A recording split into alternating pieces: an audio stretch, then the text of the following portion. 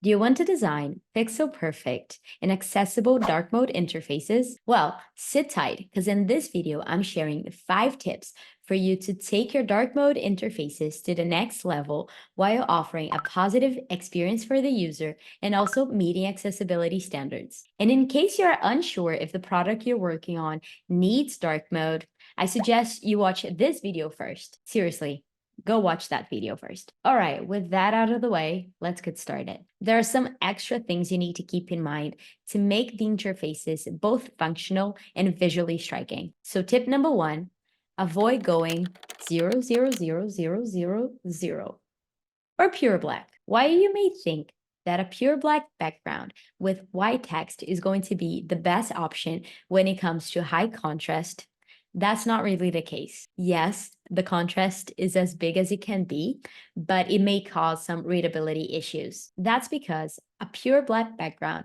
causes eye strain, as it can be fatiguing to the eye, especially in low light environments. And it may also have that glare effect that whenever you're looking to the screen, you're going to see things kind of blurry. So if you see a white rectangle, it seems that the edges are not very sharp and everything is a little bit blurry. In this case, the best friends of your designs are going to be tones like these ones that I'm showing here on the screen.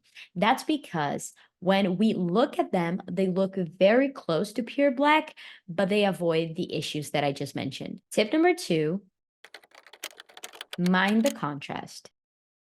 When designing on dark mode, contrast is more important than ever. With a dark background, it's quite easy for the text and the elements to blend into the background and become impossible to read. To combat this, you need to be very careful when picking the colors for your text and relevant elements. So usually you're gonna go with white, light tones of gray, and other light colored tones. The W3C AAA recommends that on dark mode, the text follows a minimum contrast ratio of 7:1. So to ensure that your contrast is adequate, I'm going to repeat myself for like the 3rd time, but it's because it's a good tip. I like to use Stark, which is a Figma plugin that allows you to compare the color of the background and the color of your element, and it's going to give you this ratio.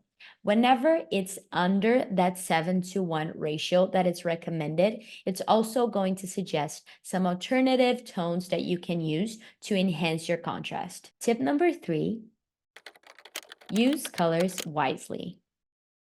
While contrast is crucial, it's important to not go overboard with colors on dark mode. A dark mode interface can become quite overwhelming and hard to look at if we include way too many bright colors. Instead, consider using a muted and saturated color palette. No, I'm not saying that you can have bright colors, but just for you to have a look on how we would go about the accent colors on light mode and dark mode. Dark mode requires way more moderation. One thing that I want to point out is that the 7:1 ratio is for text and very important elements. Sometimes we have shadows, sometimes we have like other elements that it's sort of like blending into the background. So in that case, this ratio is not applicable. As we talk about colors, I also want to point out that while on light modes, colors are usually going to pop, the contrast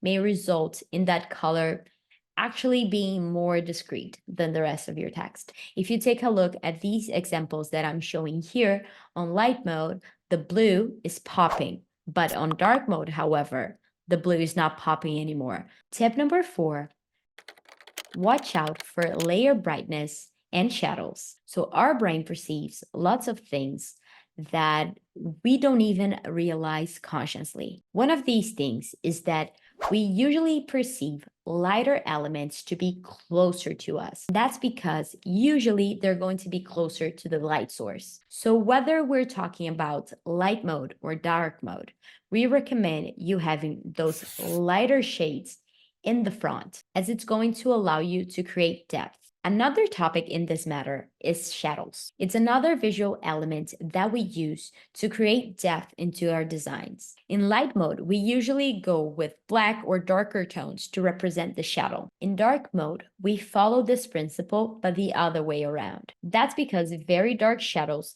may result in the layer seeming to be very blurry. So often we decide to go with lighter shades of gray, but honestly, it's something for you to analyze because sometimes on dark modes, shadows are not even necessary. Just the layer brightness is enough to create that depth. Tip number 5, consider branding.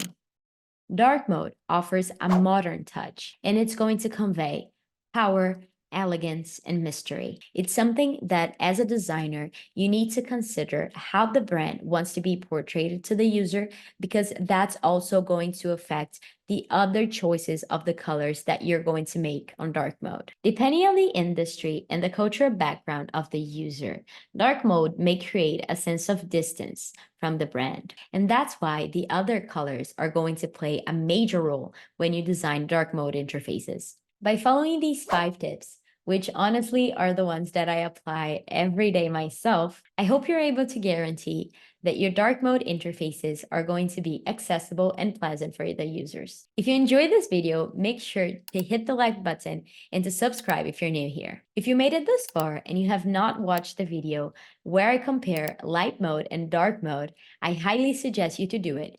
You won't regret it, I promise. I'll catch you in the next one. Happy designing!